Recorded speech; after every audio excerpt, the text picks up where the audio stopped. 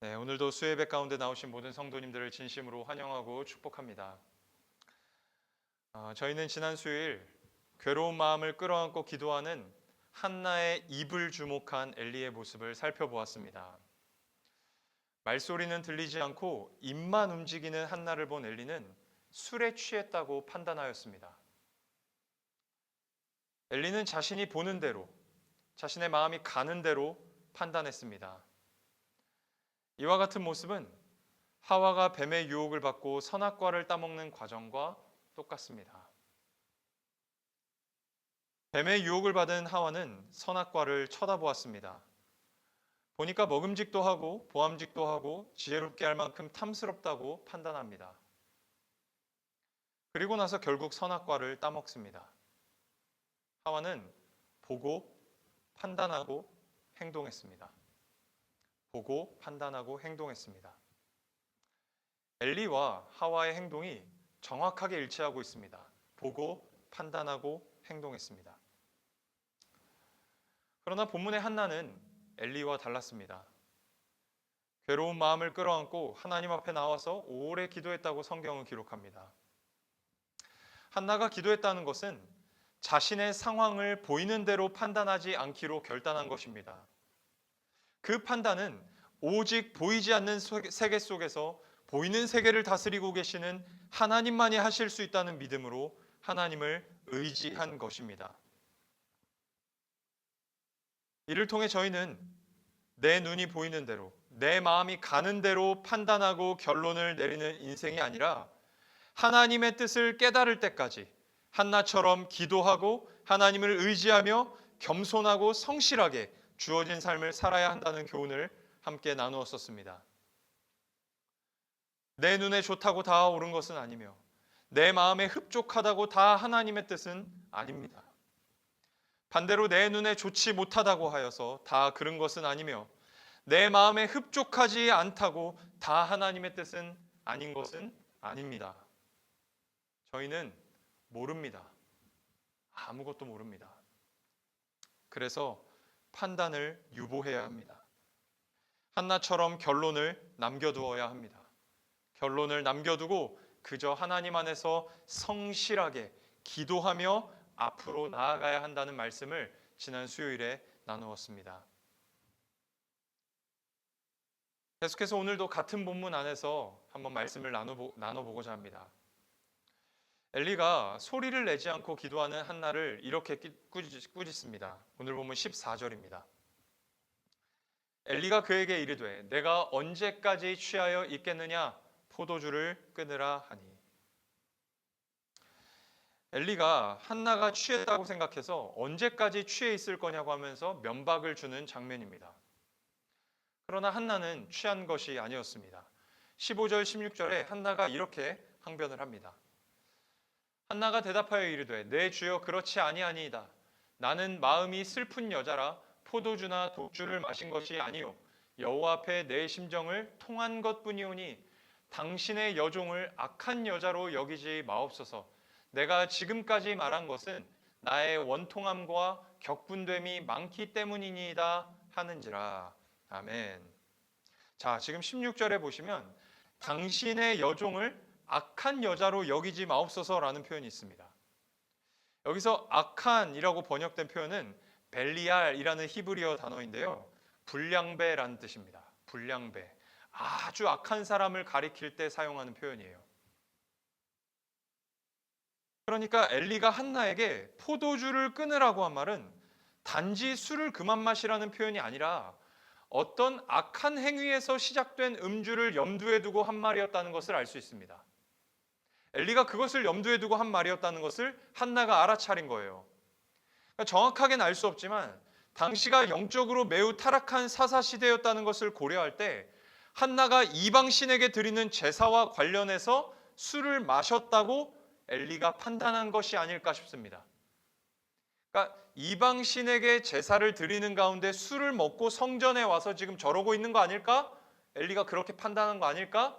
추측해 볼 수 있다는 것이죠. 정확한 것은 아닙니다. 말씀을 해석하면서 제가 생각한 표현이에요. 어쨌든 그렇다면 한나의 입장에서는 매우 억울한 것이죠. 그래서 지금 이렇게 항변하는 것입니다. 아닙니다. 저는 지금 여호와 앞에 내 심정을 토로하며 기도하고 있는 것입니다. 그렇게 항변하는 것입니다. 이 장면 속에서 저희가 알 수 있는 사실이 무엇일까요? 정말 취해 있는 사람이 누구냐는 것입니다. 네가 언제까지 취하여 있겠느냐라는 말을 진짜 들어야 할 사람이 누구냐는 것입니다. 바로 엘리 자신입니다. 엘리는 이스라엘의 사사로서 또 하나님의 일꾼으로서 자기 백성의 슬픔과 아픔을 분간할 수 있어야 했습니다. 그러나 그렇지 못했어요. 하나님께 기도하고 있는 한나를 벨리알 취급했습니다. 진짜 벨리알은 따로 있는데 말입니다. 사무엘상 2장 12절에 이렇게 기록되어 있습니다. 엘리의 아들들은 행실이 나빠 여호와를 알지 못하더라. 여기에 행실이 나빠로 번역된 단어가 벨리알입니다. 엘리의 두 아들 홈니와 비느하스는 하나님을 믿지 않는 자들이었어요. 하나님을 믿지 않는 자들이었음에도 불구하고 지금 제사장 노릇을 하고 있는 거예요. 이들은 하나님께서 율법을 통해 명시하신 제사 규례를 완전히 무시했어요. 백성들이 하나님께 제사 드리기 위해 가져온 재물을 빼앗아서 자기들 배를 채웠어요. 진짜 벨리알은 홈니와 비느하스였다는 것이죠. 자신의 두 아들들이 하는 짓에 대해서는 제대로 책망하지 못하면서 신앙생활 똑바로 하고 있는 한나를 향해서만 책망을 한 것입니다. 누가? 엘리가요. 무엇이 옳고 그른지, 무엇이 하나님의 뜻인지 아닌지를 분간하지 못하고 있는 거예요. 진짜 취해 있는 사람은 한나가 아니라 엘리였다는 것입니다. 다시 말해, 엘리가 한나에게 네가 언제까지 취하여 있겠느냐라고 한 말은 하나님께서 엘리에게 하신 말씀인 것입니다. 더 나아가서는 자기 소견에 옳은 대로 행하며 살던 이스라엘 백성들에게 하신 말씀이에요. 너희들이 언제까지 취하여 있겠느냐. 또 더 나아가서는 오늘을 살아가는 저희들에게 하신 말씀이라는 사실을 저희가 오늘 이 말씀을 통해서 기억해야 될 줄로 믿습니다. 에베소서 5장 18절에 바울이 이렇게 말합니다. 술 취하지 말라. 이는 방탕한 것이니 오직 성령으로 충만함을 받으라. 아멘. 이 말씀을 가지고 술을 마시되 취하지만 않으면 된다고 하시는 분들이 종종 있습니다. 물론 그런 의미가 전혀 없는 것은 아닙니다. 그러나 바울이 이야기하고자 하는 본질은 아니에요. 사람이 술에 취하면 어떻게 됩니까? 통제력을 잃습니다. 식당에서 술 드시는 테이블을 보면 대부분 시끄럽습니다. 술에 취해서 말의 통제력을 잃어버린 것입니다. 술 마시고 싸움이 일어나는 이유도 마찬가지입니다. 감정의 통제력을 잃었기 때문입니다. 통제력을 잃으면 분별력도 잃어버립니다. 정신을 놓았기 때문이죠. 이 집이 내 집인지 저 집이 내 집인지 몰라요. 사람인지 물건인지 분간을 못합니다. 바울이 지금 이 이야기를 하고 있는 것입니다. 술에 취하여 통제력을 잃은 사람처럼 너희들 멋대로 살 것이 아니라 성령님의 통제를 받아라. 성령님의 통제를 받아 무엇이 옳고 무엇이 그른지, 하나님의 뜻이 무엇인지, 무엇이 하나님의 뜻이 아닌지를 분간하며 살아라. 그렇게 이야기하고 있는 것입니다. 그래서 이 말씀 전에 바울이 15절에서 17절에 이렇게 이야기하고 있습니다. 그런즉 너희가 어떻게 행할지를 자세히 주의하여 지혜 없는 자 같이 하지 말고 오직 지혜 있는 자 같이 하여 세월을 아끼라. 때가 악하니라. 그러므로 어리석은 자가 되지 말고 오직 주의 뜻이 무엇인가 이해하라.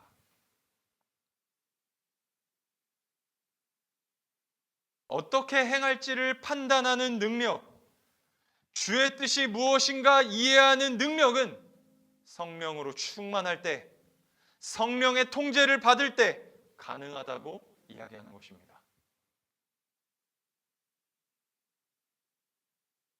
신자는 영적으로 취해 있지 말아야 합니다. 영적으로 잠들어 있지 말아야 합니다.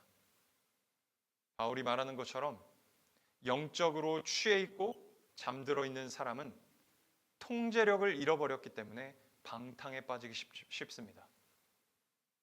사단의 유혹에 쉽게 넘어지고 맙니다. 그렇기 때문에 신자는 성령의 충만함을 받아야 합니다. 성령님의 통제를 받아야 합니다. 그렇다면 우리는 성령의 충만함을, 성령의 통제를 어떻게 받는 것일까요? 성령의 충만함을 받으라 해서 이 받으라라는 표현은 수동태입니다. 저희들이 할 수 있는 게 아니라는 것이죠. 성령의 충만함을 받는 것은 내가 가서 성령의 충만함을 취하는 것이 아니라 성령께서 주셔야만 하는 것이라는 것입니다. 그렇기 때문에 신자는 성령의 충만함을 간구해야 합니다. 성령의 충만함을 위해서 기도해야 합니다. 마가복음 14장 32절 이하에 보면 예수님께서 십자가에 달리시기 직전에 베드로, 야고보, 요한 이 세 제자를 데리고 겟세마네 동산에 올라가서 기도하시는 장면이 기록되어 있습니다. 예수님께서 기도하시다가 제자들이 있는 곳에 돌아와서 보셨는데 제자들이 다 자고 있습니다. 졸고 있어요. 이에 예수님께서 특별히 베드로에게 이렇게 콕 집어 말씀하십니다. 마가복음 14장 37절에서 38절입니다. 돌아오사 제자들이 자는 것을 보시고 베드로에게 말씀하시되 시몬아 자느냐 네가 1시간도 깨어 있을 수 없더냐 시험에 들지 않게 깨어 있어 기도하라 마음에는 원이로되 육신이 약하도다 하시고. 여기 보면 재밌는 표현이 있습니다. 기도하지 않고 졸고 있는 베드로에게 말씀하시는데 시몬아라고 말씀하세요. 시몬아. 원래 베드로의 이름은 시몬입니다.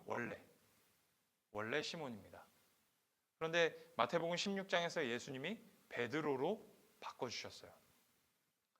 이 베드로라는 이름은 반석이라는 뜻의 이름입니다. 반면에 이 시몬은 갈대라는 뜻이에요. 갈대. 그러니까 기도하지 않고 잠들어 있는 베드로는 반석과 같은 존재가 아니라, 반석과 같이 든든한 존재가 아니라 갈대처럼 이리저리 흩날리는 통제력을 잃어버린 존재라고 말씀하시는 거예요. 여러분, 베드로가 어떤 사람입니까? 최후의 만찬 자리에서 예수님이 이 자리 가운데 나를 배신할 자가 있다라고 말씀하십니다. 그러자 베드로가 나서서 주님, 여기 있는 모든 사람들이 나를 버릴지라도 나는 주님을 버리지 않겠습니다. 그렇게 호언장담합니다. 그런데 결국에는 예수님이 끌려가셨을 때 한 여종 하나가 너도 저 예수와 함께 있었다라고 하자 바로 예수님을 부인합니다. 기도하지 않고 잠에 빠져 있던 베드로는 한 여인의 말 한마디도 넘지 못하고 이리저리 흩날리는 갈대 같은 모습을 보였어요. 이리저리 흩날리는 통제력을 잃어버린 아주 유약한 자의 모습을 보였다는 것입니다. 그랬던 베드로가 사도행전 2장에서는 전혀 다른 모습을 보여주죠. 기도하는 가운데 성령의 충만함을 받은 베드로는 사람들 앞에 나서서 예수 그리스도를 전파합니다.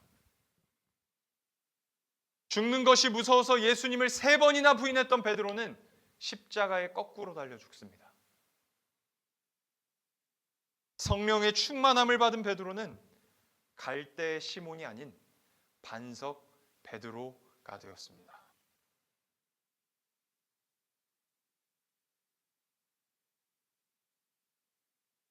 사랑하는 성도님들, 신자는 오직 기도할 때 영적으로 취해 있지 않을 수 있습니다. 오직 기도할 때 영적으로 깨어 있을 수 있습니다. 오직 기도할 때 성령의 충만함을 받을 수 있습니다. 성령으로 충만하여 성령님의 통제를 받을 때 신자는 주의 뜻이 무엇인지 분별할 수 있습니다. 하나님 안에서의 옳고 그름을 분별할 수 있습니다. 영적인 것과 육적인 것을 분간할 수 있습니다. 한나처럼 주님 앞에 나아가 늘 깨어 기도하시는 성도님들이 되시기를 주님의 이름으로 축복합니다. 그런가 하면 오늘 본문이 저희들에게 주는 교훈 한 가지가 더 있습니다. 제사장이었던 엘리는 한나의 원통하고 격분된 마음을 이해하지 못했습니다.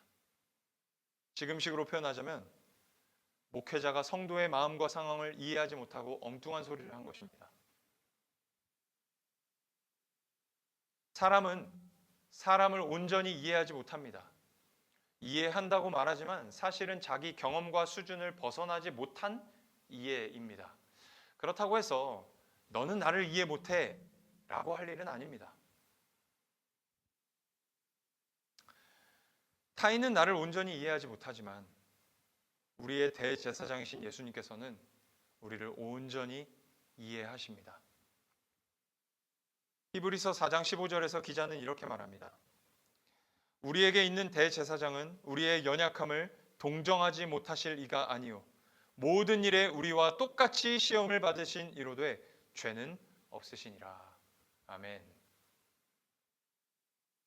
히브리서 기자는 예수님께서 우리의 연약함을 동정하신다라고 말합니다. 동정하신다. 여기서 말하는 동정은 그저 안 됐다라고 생각하는 공감의 수준을 넘어서는 것입니다.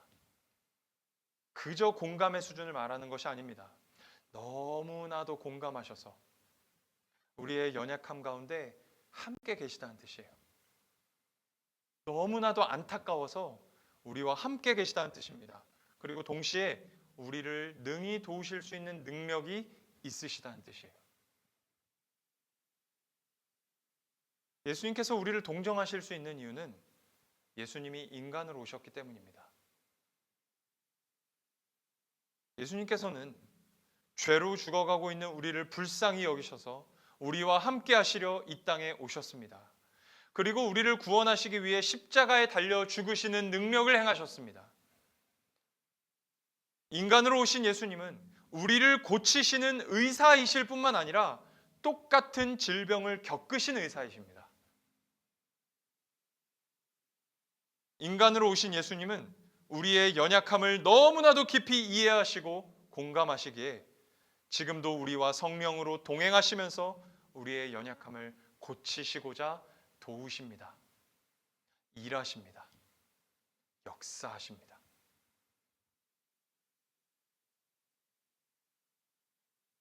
먼저 예수님께서는 우리와 똑같이 죄의 유혹과 시험을 받으셨습니다. 그래서 저희들을 깊이 이해하시고 공감하시는 것입니다. 다만 죄는 없으십니다. 예수님께서 죄가 없으시다는 것을 유혹과 시험까지 없었다는 말로 이해하는 경향이 있습니다. 그러나 오히려 정반대입니다.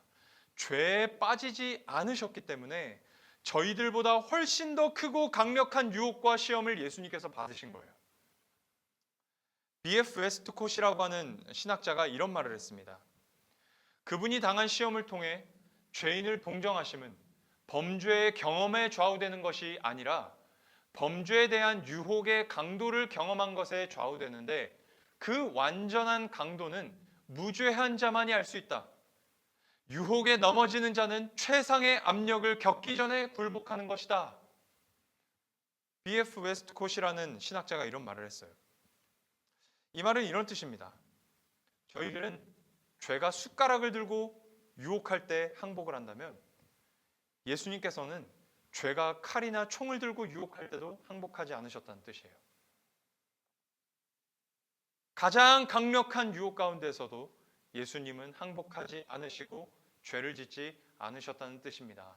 이기셨다는 뜻이에요. 가장 강력한 유혹을 받으신 주님은 죄의 유혹이 얼마나 강력한 것인지를 아시기에 유혹받는 저희들을, 연약한 저희들을 동정하실 수 있는 것입니다. 저희들을 이해하시고 품어주십니다. 회개하는 자마다 용서해 주십니다. 히브리서 5장 2절에서 기자는 이렇게 말합니다. 그가 무식하고 미혹된 자를 능히 용납할 수 있는 것은 자기도 연약에 휩싸여 있음이라. 아멘.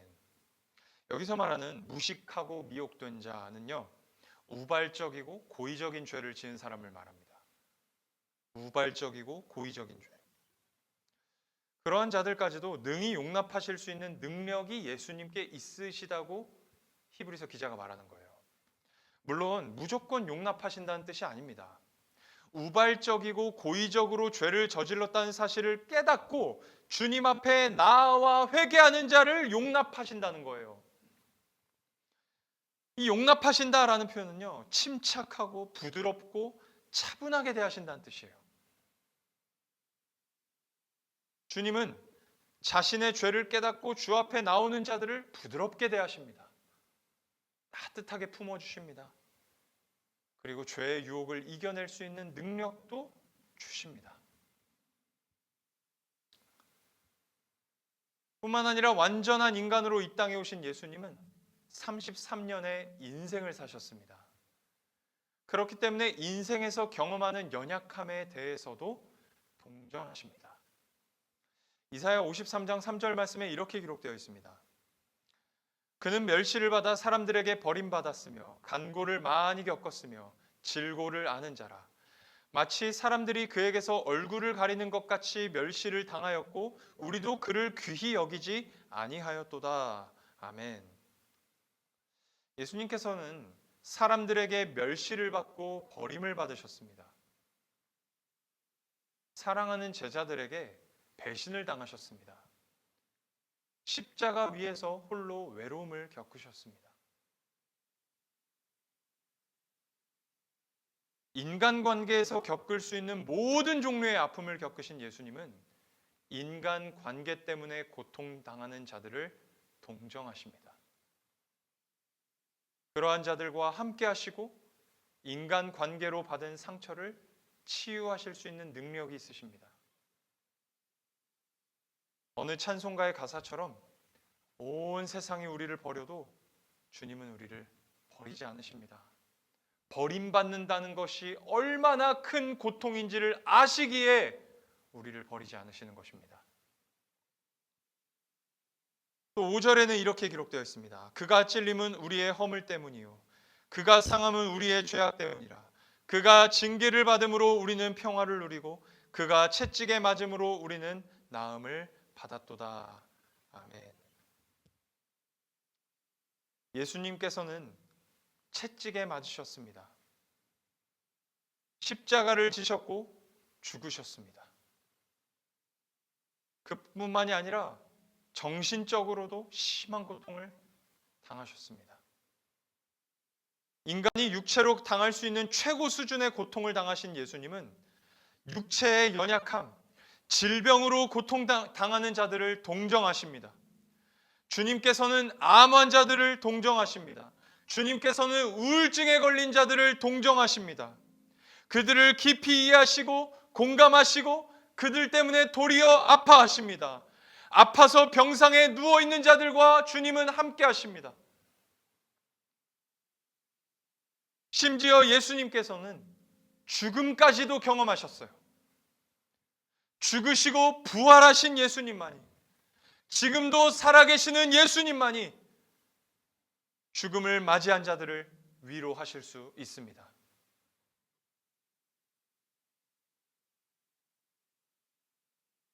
사랑하는 성도님들,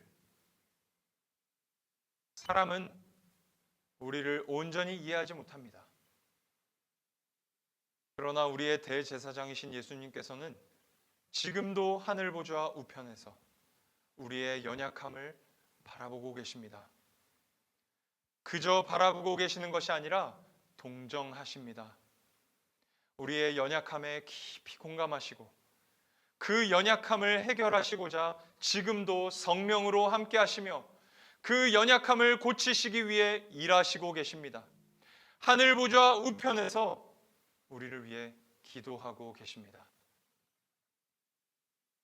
그렇기 때문에 신자는 자신의 연약함을 놓고 늘 주님께 기도해야 합니다. 죄의 문제, 인간관계의 문제, 육체의 문제, 질병의 문제, 어떤 문제에 가릴 것 없이 이 땅에서 인간으로 살아가며 겪는 여러 가지 연약함의 문제를 주님 앞에 가지고 나아가 아뢰어야 합니다. 오늘 본문의 한나처럼 하나님 앞에 쏟아 놓아야 합니다. 우리의 연약함을 동정하시는 주님께 늘 우리의 기도를 쏟아놓는 성도님들이 되시기를 주님의 이름으로 축복합니다. 기도하겠습니다.